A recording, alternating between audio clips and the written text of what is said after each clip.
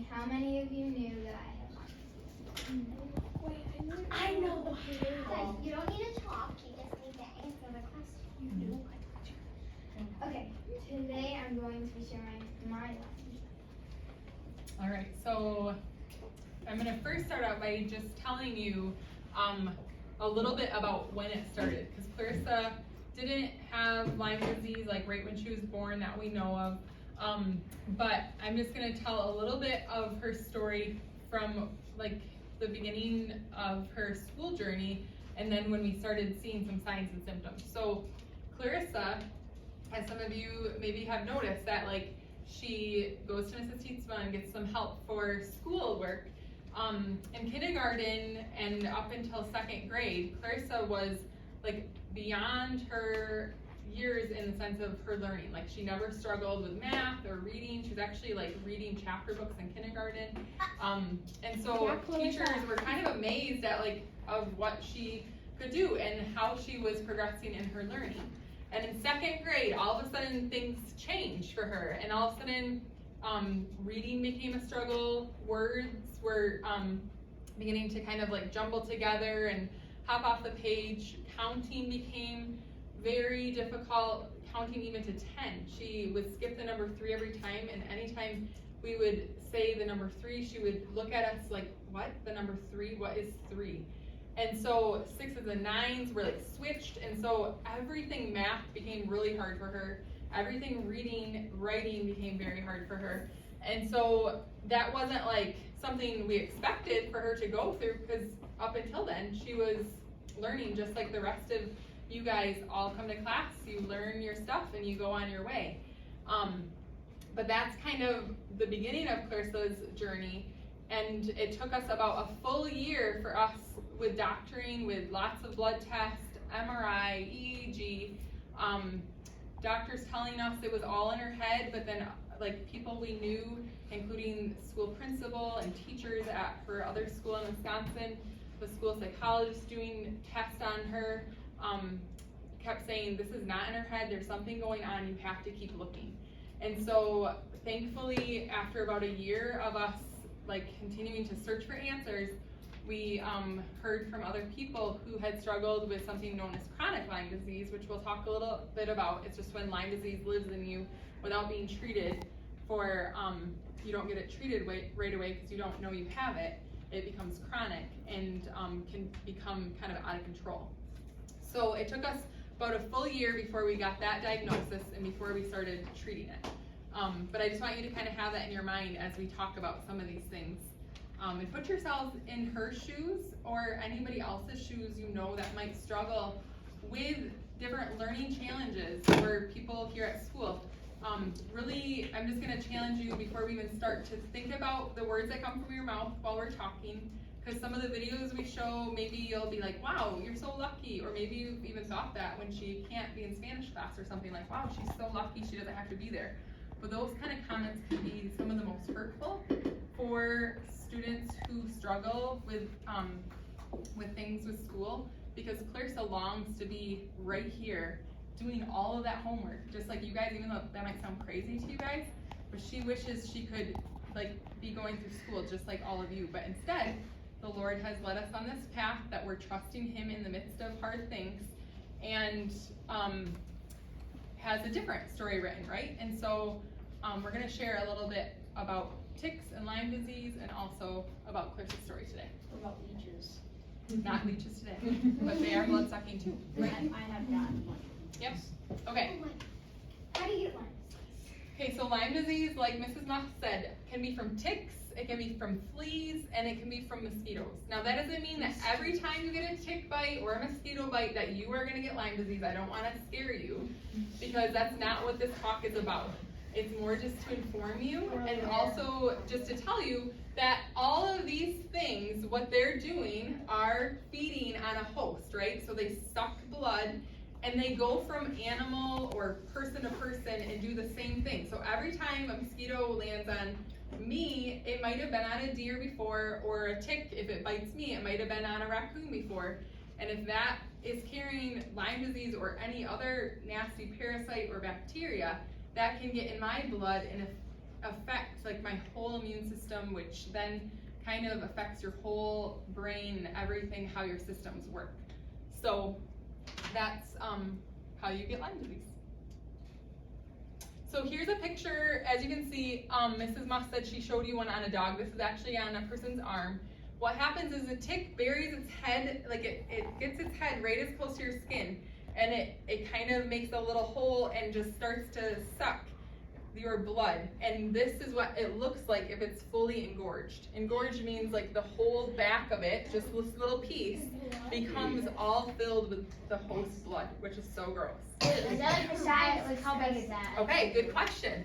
Okay, so I'm gonna put the suitcase up here. It's not because I have so much stuff I have to talk about, but because Lyme disease is known to carry a whole suitcase of infections. So that's why we have, no. But the size of a tick, we'll show you a picture here. The size of a tick starts out as small as a teeny tiny poppy seed.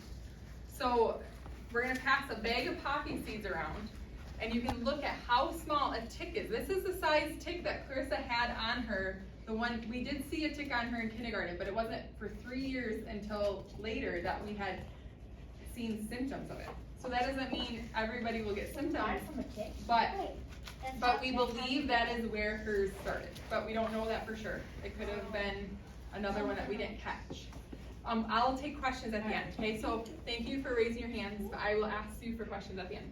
So it starts out as small as a poppy seed, and every time it eats and gets like another blood meal, it begins to grow, and then like an adult size one, it's still not super big. I know this looks like a spider, but the biggest tick is probably like the size of like a sunflower seed. So it's still not super big. It can be very easy to miss if it's on your skin or on your dog's skin.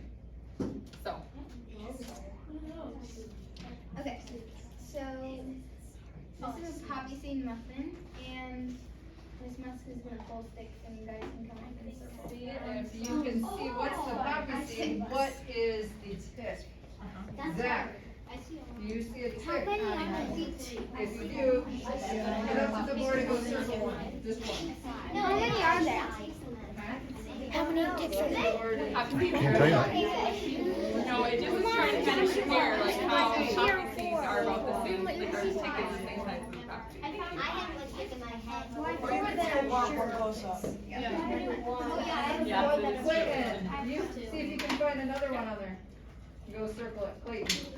How can I tell? Because they have a tick. Aletta, do you see another one? Okay, yeah. Yes, for sure. There's 3, right? Wait, how many are there? 5, I don't know. Keep I think looking. there's 5. They're that small. I see another one. Wesley, do you see another? What is here? I see 5. So close to my number. That'd be good. The likelihood of a tick wanting to go on a poppy seed muffin isn't very high, since it doesn't have blood. Yeah. Right? Once you're close up. Kennedy, is there any left? Yes. Yes, we're going to see what it is. That's a poppy seed. Yep. I found a tick. Oh, I see it. Closer to the other one.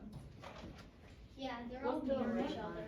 Right by So, if a cat, if a Alright. tick lands down like That's that. all. Did we get 'em all? Yeah, there's 5. We got 5 'em ticks all. there. You guys found them? Were they easier to see as you got closer? Yeah. Down back there, was it kind of tricky? I think actually, here because it was Really? blurry. Okay. Yeah, it was easier to see up here.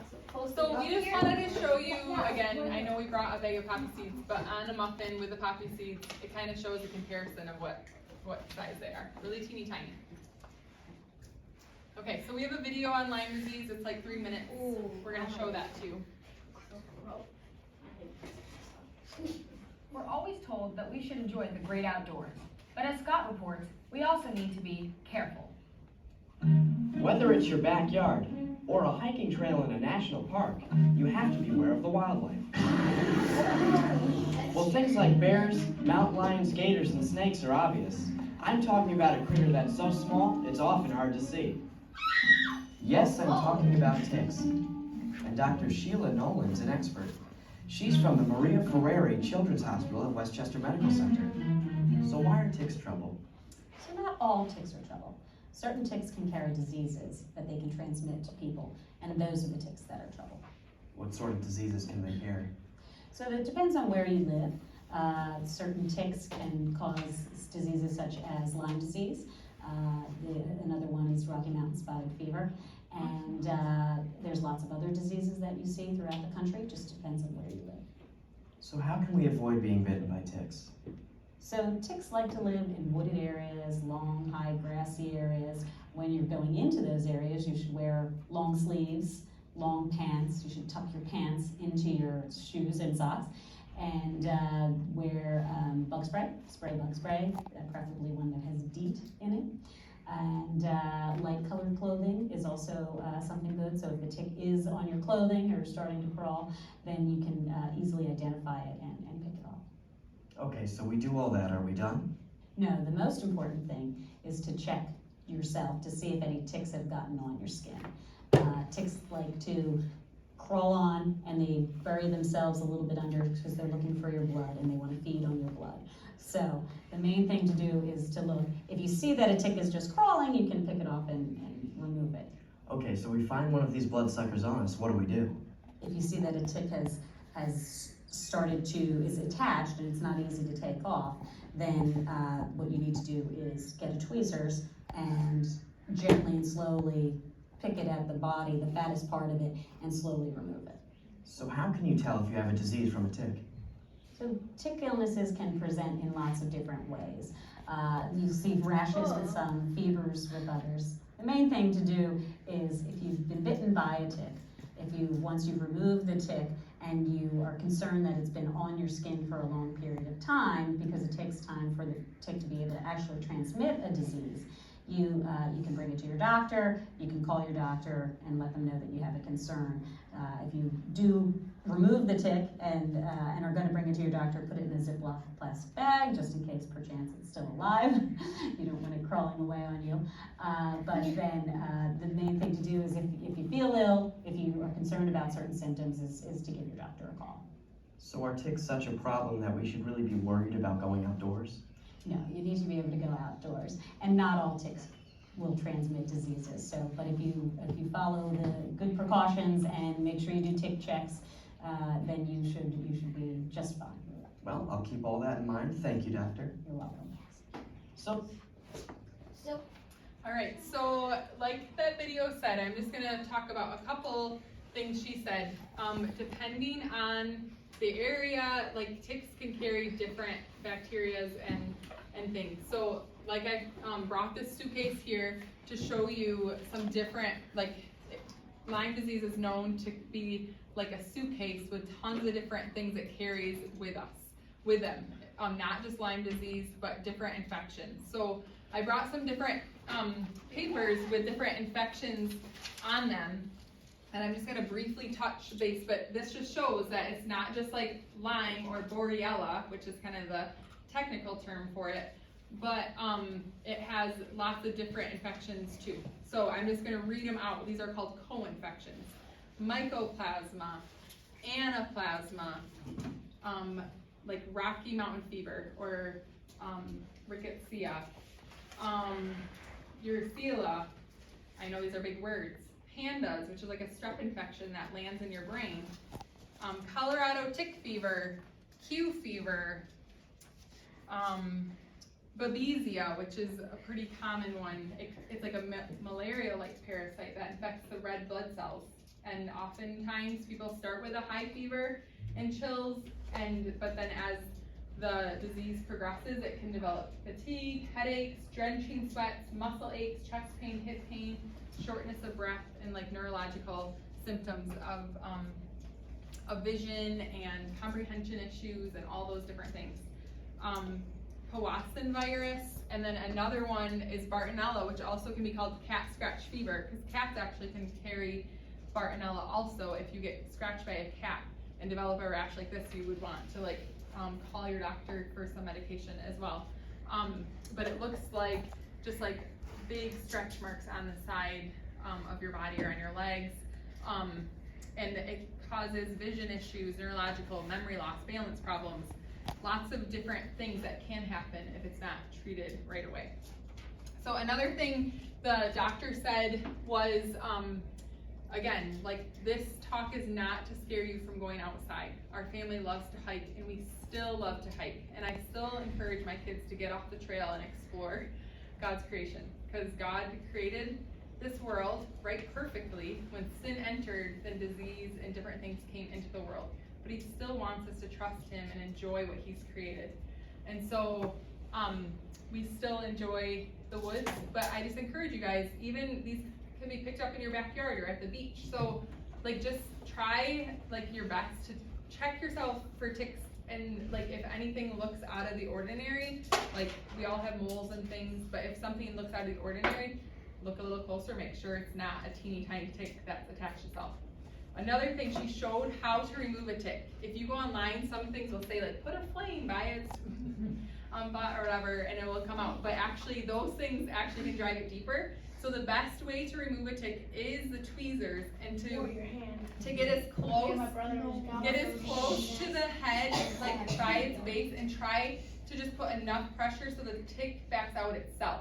Because if you pinch too hard, you might break the head off and it's in your skin still, which is not what you want. Or it can even start like secreting, which means like keeps like putting the bacteria and different infections inside of you because it's stressed. So you just want enough pressure so it will back out. And then she said put it in a Ziploc bag, which is the best, because even flushing it down the toilet, ticks can like survive being flushed down a toilet and return to the environment. So put it in a Ziploc bag. If you've been bit by a tick, Mrs. Muff said she freezes hers. You can freeze them, and like let's say a few years down the road you start developing symptoms. You can then have them sent into like tick testing sites. I have one, you guys will get a little paper at the end, but online you can find different tick testing sites.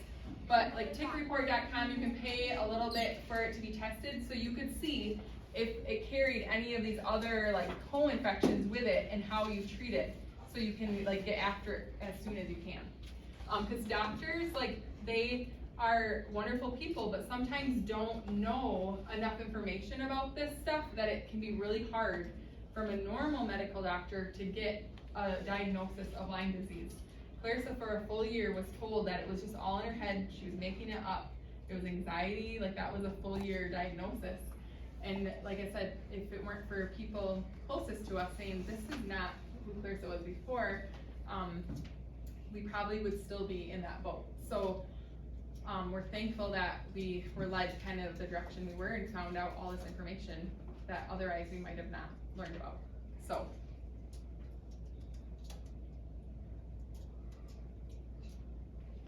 Okay, so Lyme disease travels. These are spirochetes. Can you guys say that? Spirochetes. Okay, so spirochetes are like spiral little parasites that travel through your blood. But after it's been there for a while, if it's not treated right away, because if you were to develop symptoms right away, or I like to tell people to just try to get antibiotics right away from your doctor and see if they'll give them to you so you can kill any bacteria or viruses that are inside of you in your blood.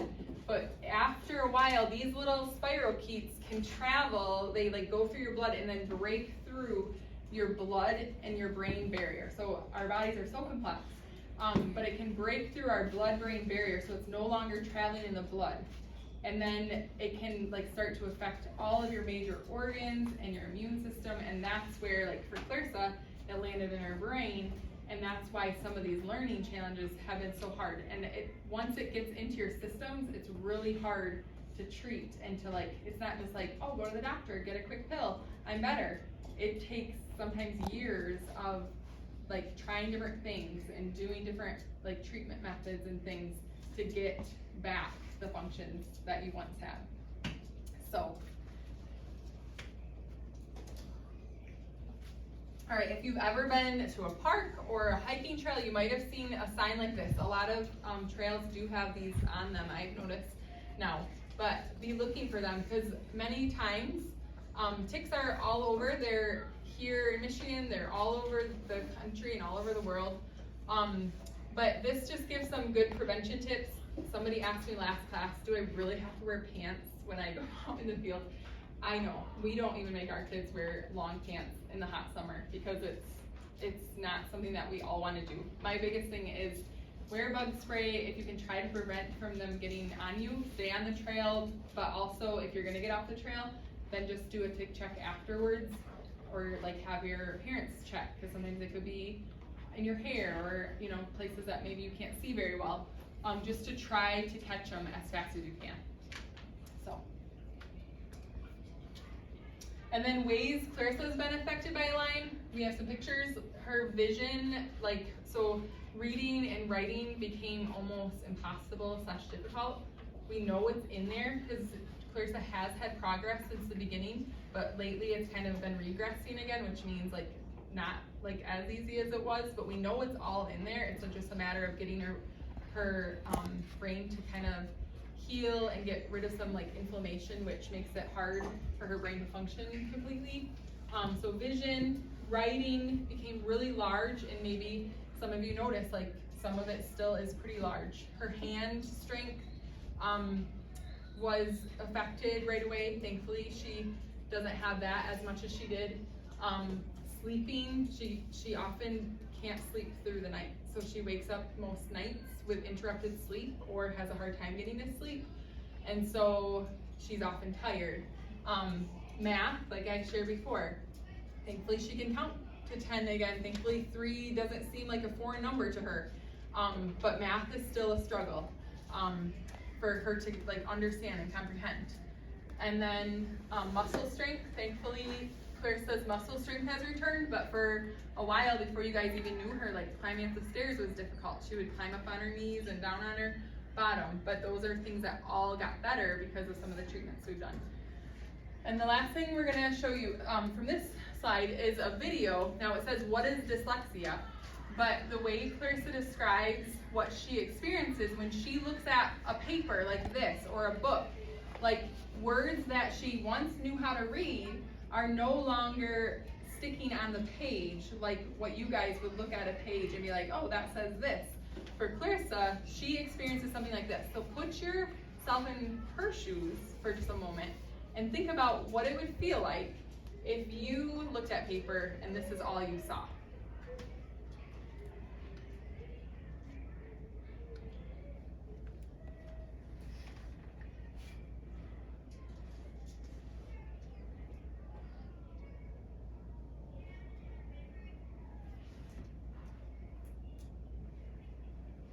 That's what she sees. It's kind of all jumbles, and sometimes it's completely off the screen, right? You've seen fully white. Or is that not so much anymore, more just jumbled together?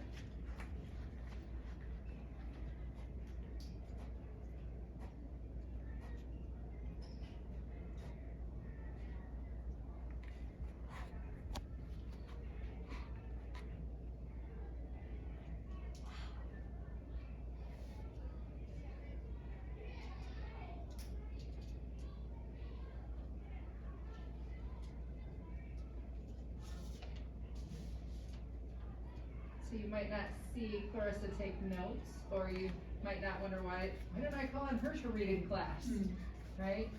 That's partially why.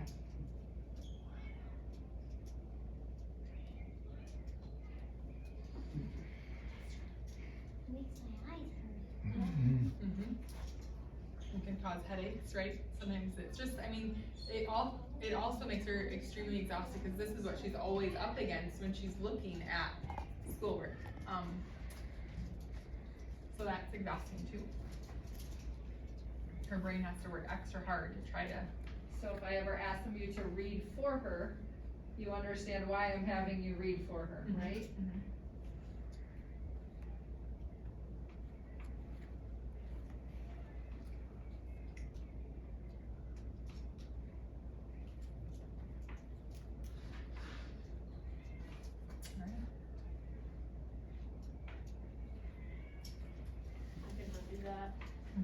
Okay, so here is a whole list of possible symptoms that people that have Lyme disease and these other infections can have. So it's a really hard diagnosis because everybody has different symptoms. A lot of them have pretty similar symptoms, like some of the cognitive things, which are like the things to do with learning, which is what Clarissa has. But then in that, other things can be affected too. So it's a really like big challenge to sometimes be able to explain to a doctor like all that's going on and for them to completely wrap their minds around what could cause it.